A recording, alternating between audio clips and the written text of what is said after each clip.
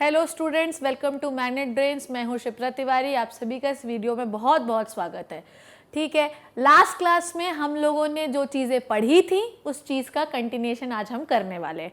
Last class में मैंने आपको हर ब्लड सेल के बारे में बताया था। लास्ट क्लास में मैंने आपको हर ब्लड सेल के कैरेक्टर बताए थे। लास्ट क्लास में मैंने आपको उसका फंक्शन बताया था, उसका शेप, हर कुछ बताया था। आई होप कि वो वीडियो जो है आपने ध्यान से देखा होगा और अभी तक आप एटलीस्ट ब्लड सेल्स के कैरेक्टर्स के बारे में याद कर कर जो है इस वीडियो को देखने बैठे होंगे। और अगर ऐसा नहीं किया है तो ये बहुत ही गलत बात है, आपको ये करना है। Okay, so let's start. मैंने आपको लास्ट क्लास में उस दिन लास्ट वीडियो में मैंने आपको बताया था कि प्लेटलेट का फंक्शन जो होता है वो ब्लड क्लॉटिंग होता है। और ब्लड क्लॉटिंग आपके बॉडी में एक मेंटेनेंस फंक्शन है, ये याद रखिए।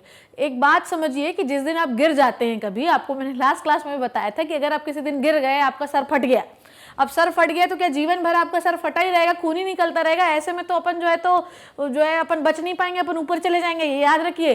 तो जब आपका सर फटता है और खून निकलता है तो आपकी मम्मी बोलती लो ये पट्टी बांध लो, ये कर लो ताकि ज्यादा खून ना बह पाए। तो पट्टी is a treatment, it is not the maintenance. आपके जो medicine it is a treatment, वो कोई आपका मेंटेनेंस नहीं कर रही है। आपकी मेंटेनेंस आपकी खुद की बॉडी करती है, ये याद रखिएगा। हम कोई भी चीज बाहर से कर रहे हैं तो वो आपको क्योर कर सकती है, पर मेंटेन का मतलब ये है कि हम वापस से उसी डेली लाइफ को फॉलो कर सके। और उस डेली लाइफ को फॉलो करने के लिए बच्चों हमेशा याद रखिए कि तुम्हारी खुद की बॉडी काम करती है। और अगर आप चाहते हैं कि आपकी बॉडी अच्छे से काम करे तो अच्छे से खाना पीना खाना चाहिए अपने को। तो मैंने आपको बताया कि प्लेटलेट जो होते हैं वो हमेशा इंजरी को भरने का सबसे बड़ा काम करते हैं। इसका मतलब ये कि इफ यू पीपल इंजर्ड, अगर आपको चोट लग गई, खून बह रहा है, तो आपने देखा कि भाई 7-8-10 मिनट के बाद वो खून बहना अपने आप बंद हो जाता है, चाहे हम कुछ ना करें। द रीजन बिहाइंड इट कि आपके बॉडी में जो प्लेटलेट्स होते हैं, जो आपकी बॉडी में ब्लड सेल्स होती हैं, it is responsible for the maintenance of your life.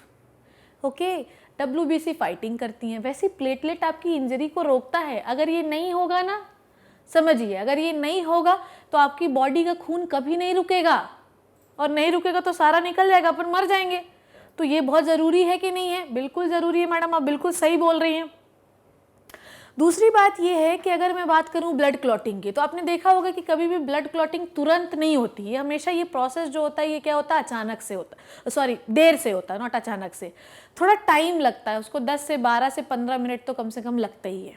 लगते हैं कि नहीं लगते? अब ये जो 15 मिनट लगा, आप कभी सोचिएगा कि ऐसा क्यों होता है कि ब्लड क्लॉटिंग को हमेशा 15 मिनट लगते हैं, 8 मिनट लगते हैं, 10 मिनट लगते हैं? द रीज़न बिहाइंड इट कि ब्लड क्लॉटिंग एक पूरा सीक्वेंशियल इवेंट है।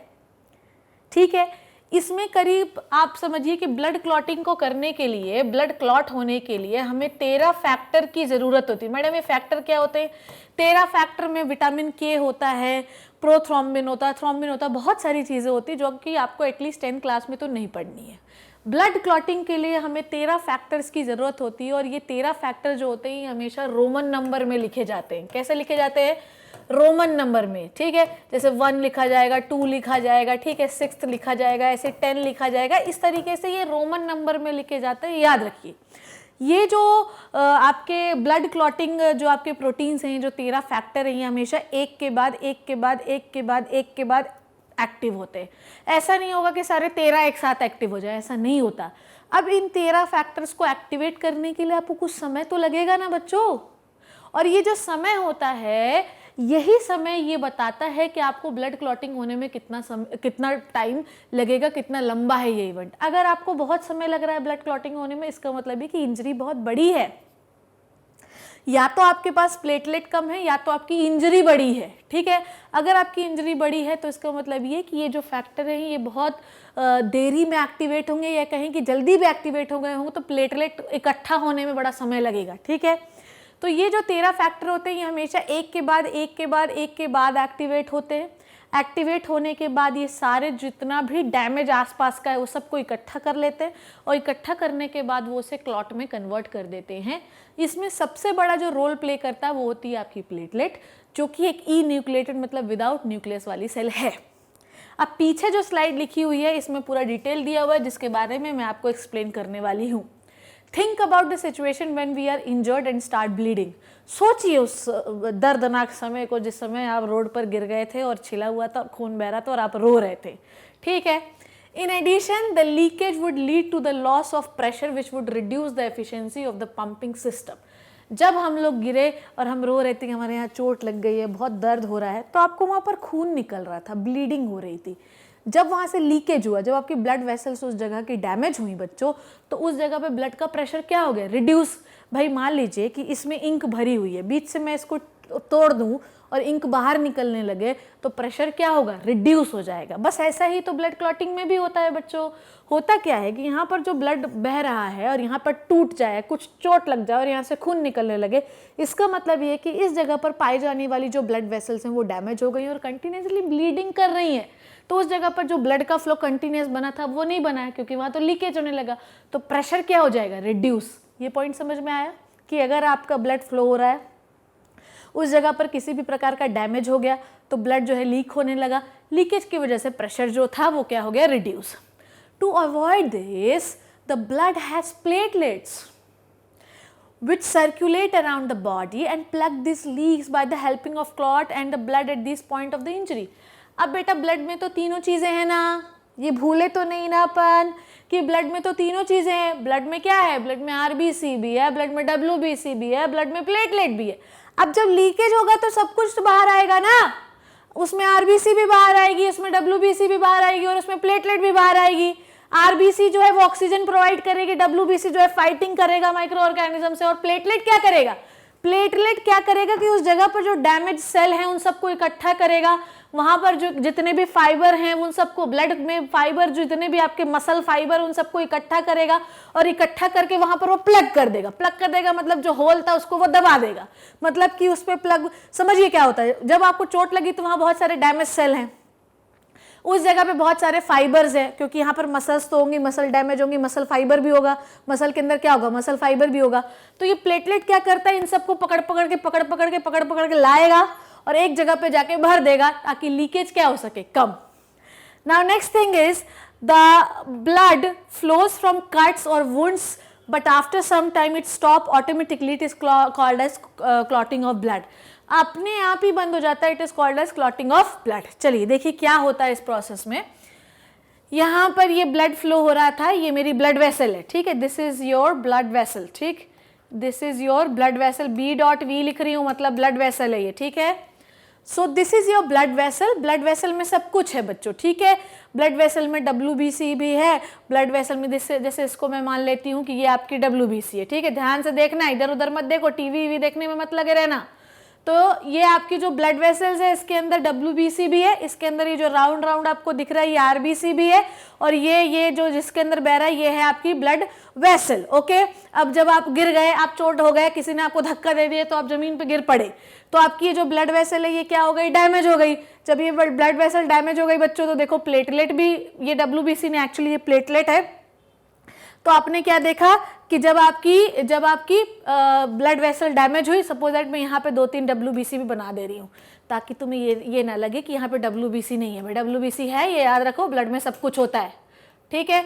तो ये आपकी WBC हो गई। जब आपको चोट लगी तो तीनों सेल्स बाहर आएंगी कि एक रहेगी, बोले आज नहीं जा रही हूँ, आज मेरा मन नहीं है जाने का, ऐसा तो कभी नहीं होता ना भाई, सबको जाना पड़ता, सबके अपने अपने काम। ऐसा थोड़ी होगा कि आज तुम चली जाओ कल हम चले जाएंगे, ऐसे में तो पूरा प्रोसेस खराब हो जाएगा और आपकी वहाँ की इंजरी कभी खत्म ही नहीं होगी। तो सब कुछ बाहर आया, ये आपकी जो ब्लड वेसल है ये टूट गई है और टूटने के दौरान सारी सेल्स बाहर आ गई हैं, ठीक है। बेचारी बहुत परेशान है, ठीक है। क्यों परेशान है, वो इसलिए परेशान है क्योंकि आज उनको काम करना पड़ रहा है। तुम भी तो परेशान होते हो ना जब तुम्हें पढ़ना पड़ता है, तो ये भी बेचारी परेशान है कि आज इनको काम करना पड़ रहा है। अब होता क्या है कि जैसे ही प्लेटलेट जो होता है वो एक्टिव होता है, सारी प्लेटलेट एक्टिव हो गई और जितने भी फाइबर्स थे, देखिए जितने भी फाइबर्स थे आसपास के मसल्स में, उन सबको वो इकट्ठा करती है। जितनी भी डैमेज सेल थी उन सबको इकट्ठा करती है और जोड़ लेती है। जितने भी मसल फाइबर थे उन सबको इकट्ठा करेगी, तो जितने भी फाइबर होंगे वो सब, जितनी भी डैमेज सेल होंगे उन सबको उस जगह पे जोड़ के रखेगा और जितना भी क्लॉट है वो सब जो है सॉलिड हो जाएगा। मेरी बात समझ में आई कि प्लेटलेट जो है वो कुछ ऐसी चीजें निकालता है, कुछ ऐसे एंजाइम्स निकालता है जिसकी वजह से आप आसपास पाए जाने वाली जितनी भी डैमेज सेल होती हैं, मेरी बात आपको समझ में आ रही है अच्छे से, कि प्लेटलेट कुछ ऐसे फैक्टर निकालता है, ये जो 13 फैक्टर जो एक साथ एक्टिवेट करता है प्लेटलेट ब्लड क्लॉटिंग के दौरान, ये जो 13 फैक्टर होते हैं इनका काम ही यही है कि भाई आसपास के जितने भी फाइबर डैमेज हुए हैं उन सबको पकड़ के लाओ इधर, इधर भागने मत देना, इन सबको इकट्ठा करेंगे अपन, सबको इकट्ठा करो, जितनी डैमेज सेल है उन सबको इकट्ठा करो और जितने भी आसपास के फाइबर को इकट्ठा करके इस जगह पे बांध के रख दो ताकि जो लीकेज है वो और ज्यादा ना हो। तो कुल मिला के जो बांधने का काम है ये किसने किया बच्चों? ये किया प्लेटलेट ने। किसने किया? प्लेटलेट ने। It means it prevents the leakage. If the platelet is not activated, the blood clotting process will never start. If the blood clotting is not started, then what will happen? The leakage will continue. ठीक है। अच्छा, मैं एक चीज़ आपको और बताती हूँ कि हीमोफीलिया एक बीमारी होती है। ठीक है, हीमोफीलिया एक ऐसी बीमारी होती है जिसमें ब्लड आपका कभी क्लॉट नहीं होता। मैंने आपको बताया कि we need 13 factor for the clotting of the blood. तो जो हीमोफीलिया होता है ये जेनेटिक बीमारी होती है जिसमें 9th नंबर का क्लॉटिंग फैक्टर होता ही नहीं है। अब नहीं होगा तो जो सीरीज क्लॉटिंग की बन रही थी वो अच्छे से नहीं बन पाएगी या कम बनेगी, तो ब्लड क्लॉट होने में बहुत समय लगेगा या हो सकता है कि क्लॉट हो ही ना। ठीक है, ये रानी विक्टोरिया को, इंग्लैंड की रानी, उनको थी ये बीमारी। ठीक है, ये याद रखिएगा। So this is the blood clotting और ये तीनों चीज़ें जो कंपैरिजन था ये मैं आपको पढ़ा चुकी हूँ। तो हम लोगों ने बेटा क्या सीखा? हम लोगों ने ये सीखा कि ब्लड जो है कितने, ब्लड में कितने पार्ट होते हैं। हमने सीखा कि ब्लड कार्पसेल्स मतलब सेल्स, ब्लड सेल्स में कितने टाइप की सेल्स होती हैं। हमने ये सीखा कि उन सेल्स का डिटेल क्या है। हमने सब कुछ सीख लिया। अब बात है कि function of the blood. Okay, अब ब्लड का फंक्शन हम पढ़ रहे हैं, तो ब्लड के फंक्शन के अंदर आपको सब पढ़ना है बच्चों। ठीक है, आपको प्लाज्मा का भी फंक्शन पढ़ना है, आपको आरबीसी, डब्ल्यूबीसी, प्लेटलेट सबका फंक्शन, कलेक्टिवली इन सबका function is the function of blood. अगर ये नहीं भी पढ़ाऊंगी ना तब आपके दिमाग के जो स्क्रू हैं इतने ज्यादा खुल गए होंगे अब तक कि अगर मैं ये नहीं भी बताऊं तब भी आप 7 से क्या 17 फंक्शन लिख सकते हैं। ठीक है, चलिए तो भी पहला देख लेते हैं। It helps in the transportation of oxygen from lungs to tissues. ठीक है, तो ये कौन करता है बताइए? ये तो प्लाज्मा में डिसॉल्व होकर या आरबीसी में बाइंड होकर। Second is transportation of carbon dioxide from tissue to lungs, मतलब दोनों में। अगर आपको लंग्स से टिश्यू में ऑक्सीजन को पहुंचाना है तो भी ब्लड चाहिए, और टिश्यू से लंग्स की ओर कार्बन डाइऑक्साइड को लाना है तो भी ब्लड चाहिए। मतलब नहीं होगा ब्लड तो कुछ भी कहीं भी नहीं जा पाएगा क्योंकि ये खुद एक मीडियम है। Now transportation of excretory material from tissue to kidney. ठीक है भाई, मेरे ब्लड ने इतना सारा एक्सक्रीटरी वेस्ट बना दिया, आपके वो वहीं भरा रहेगा तो वहीं सड़ना शुरू हो जाएगा। तो ये जितना भी एक्सक्रीटरी वेस्ट है, we need to move this waste into the kidney. Now distribution of hormones and enzyme. Suppose that कि मेरे मास्टर ग्लैंड, पिट्यूटरी ग्लैंड जो हम लोग पढ़ेंगे अभी, ये भले सिलेबस से हट गया तो क्या हुआ, छूटोगे नहीं, पढ़ना जरूर पड़ेगा क्योंकि एनटीएससी में आने वाला है। ठीक है, तो distribution of hormone and enzyme, आपके मास्टर ग्लैंड, आपकी पिट्यूटरी ग्लैंड, आपकी किसी भी ग्लैंड ने कोई भी हार्मोन बना दिया हो, पर आपको याद रखना है कि इसकी जरूरत आपके पूरे बॉडी को है। अगर इसकी जरूरत आपकी पूरी बॉडी को है तो इसका सर्कुलेशन कंटिन्यूसली होना चाहिए, and blood is the medium जो कि इसका सर्कुलेशन कंटिन्यूसली करता है। और फॉर्मेशन ऑफ द क्लॉट जो कि प्लेटलेट की वजह से होता है, जो कि मैंने अभी आपको बताया कि नहीं बताया है, कि आपको समझ में आ गया होगा वो। उसके बाद ब्लड जो है वो बहुत इंपॉर्टेंट काम करता है आपका टेम्परेचर। अगर आपके ब्लड में इन्फेक्शन है तो टेम्परेचर हमेशा बढ़ा हुआ रहेगा, और बढ़ा हुआ रहेगा तो फिर आप समझते हैं कि आपको बुखार आ जाएगा, आपको हॉस्पिटल जाना पड़ेगा। तो this is the some major function of the blood. ठीक है, मैंने आपको सिखाया कि ब्लड के कौन कौन से मेजर फंक्शन होते हैं। आई होप कि ये समझ में आ गया होगा। ब्लड के इससे भी ज़्यादा बहुत सारे फंक्शन होते हैं भाई, मैंने तो आपको 7 बताए ना, ऐसे 27 से क्या 57 से 37, 87 कुछ भी बन सकते हैं, क्योंकि पूरे बॉडी में ट्रांसपोर्टेशन में सबसे बड़ा जो मेजर रोल प्ले कर रहा है एक्चुअली वो ब्लड ही है। If the blood is absent, you can't transport anything. It may be excretion, it may be anything. But if the blood is absent, बच्चों, तुम यहाँ खड़े ही नहीं रहोगे, तुम पढ़ ही नहीं पाओगे। समझ में आई बात? तो oxygen is necessary but the distribution is one of the most important part. मुझे पता है कि लंग्स स्वस्थ रहना बहुत जरूरी है, पर लंग्स कितना भी ऑक्सीजन बना ले, भर ले, पर वो अगर ब्लड को दे ही नहीं पा रहा, अगर ब्लड ही नहीं है तुम्हारे पास, तो तुम क्या करोगे? समझ में आई बात? तो blood is the most important part, one of the most important part of your body. Now next and one of the most interesting part of the circulation, अब जो पार्ट हम लोग सर्कुलेशन का शुरू करने वाले हैं, ये पार्ट ह्यूमन से रिलेटेड है। अभी तक तो हम जनरल पढ़ रहे थे, ब्लड क्या होता है, ब्लड जो है इसमें क्या क्या होता है, ह्यूमन में जो है कैसे कैसे सिस्टम होते हैं, कैसे कौन सी सेल्स होती हैं, सारी चीज़ें हमने पढ़ी, ठीक है। पर हमने ओपन एंड क्लोज सर्कुलेशन भी पढ़ा, पर अब हम स्पेसिफिकली बात करेंगे कि ह्यूमन में कौन सा सर्कुलेशन सिस्टम होता है। देखिए, मैं आपको एनिमल्स का भी पढ़ाऊंगी, पर जब मैं पूरा ह्यूमंस का पढ़ा लूँगी तब। देखिए, ह्यूमन में डबल सर्कुलेशन पाया जाता है, ठीक है। ह्यूमन में अभी मैं आपको बता रही हूँ डबल सर्कुलेशन, जब आप हार्ट पढ़ेंगे ना तब आपको ये चीज़ें और ज़्यादा क्लियर हो जाएंगी, ठीक है। डबल सर्कुलेशन का मतलब ये होता है कि अगर आपका ब्लड आपके हार्ट में 2 बार आए, let me clear this again, अगर आपका ब्लड आपके हार्ट में 2 बार आए तो इसे हम डबल सर्कुलेशन कहते हैं। Let me repeat this again, अगर आपका ब्लड आपके हार्ट में 2 बार आए तो इसे हम डबल सर्कुलेशन कहते हैं। In the double circulation the blood passes twice through the heart to supply once to the body. समझ में आई बात? आपकी बॉडी में सप्लाई एक ही बार होगी, पर आपके हार्ट में कितने बार आएगा? 2 बार। इसे हम कहते हैं डबल सर्कुलेशन। डबल सर्कुलेशन मतलब 2 बार, जिसमें एक पार्ट को कुछ और कहते हैं और सेकंड पार्ट को कुछ और कहते हैं।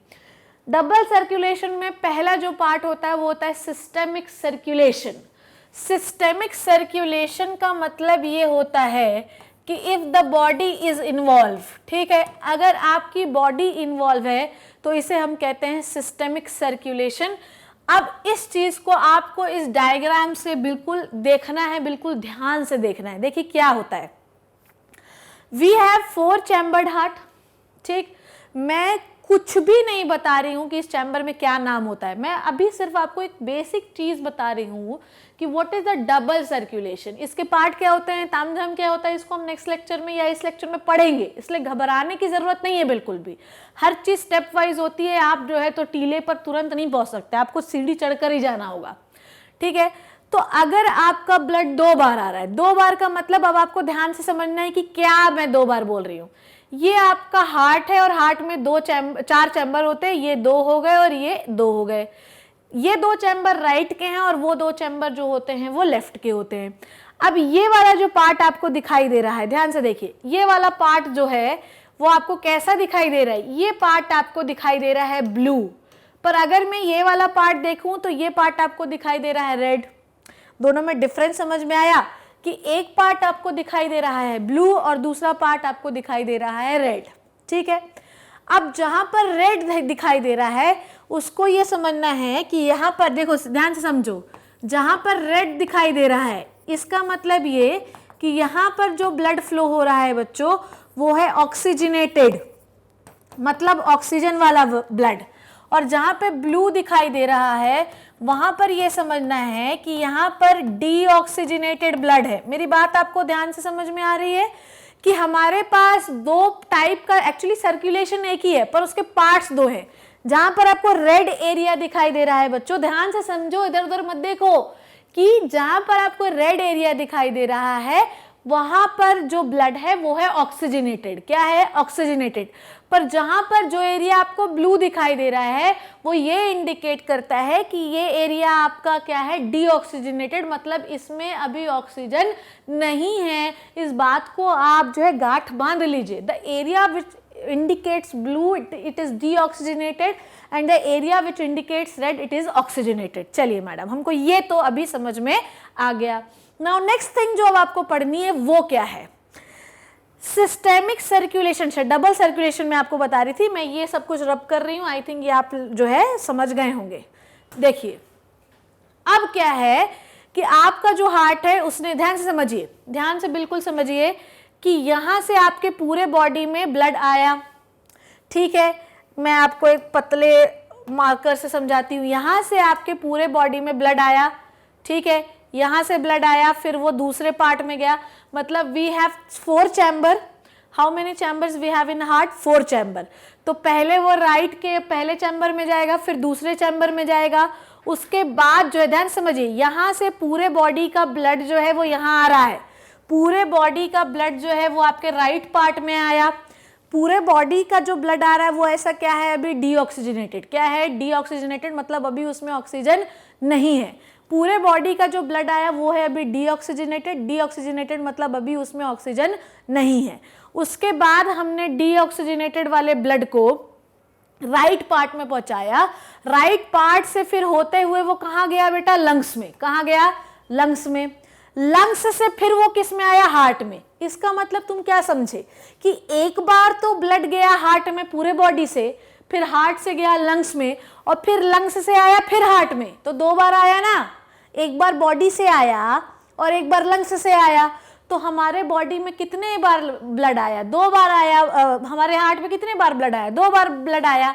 अब लंग्स के पास हमने यहाँ पर इसको ऑक्सीजन दे दी, जिसकी वजह से ये ऑक्सीजनेटेड हो गया और रेड कलर का दिखाई देने लगा। मेरी बात समझ रहे हैं?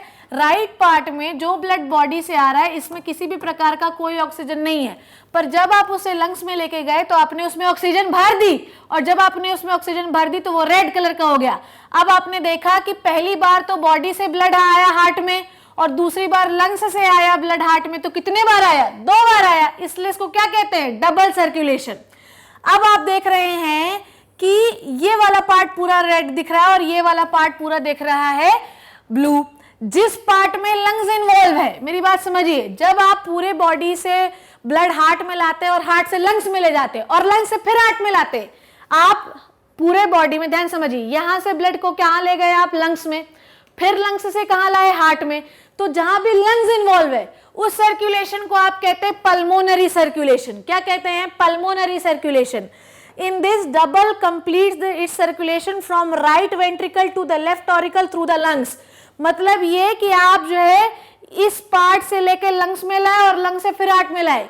इसका मतलब ये कि जिस पार्ट में लंग्स इन्वॉल्व है वो है pulmonary circulation. Systemic circulation. In this, blood complete its circulation from the left ventricle to the right auricle through the body organ। मतलब जिस पार्ट में बॉडी इन्वॉल्व है उसे आप कहते हैं सिस्टेमिक सर्कुलेशन। इसका मतलब ये कि लंग्स इन्वॉल्व है तो पल्मोनरी सर्कुलेशन, और बॉडी पार्ट इन्वॉल्व हैं तो सिस्टेमिक सर्कुलेशन।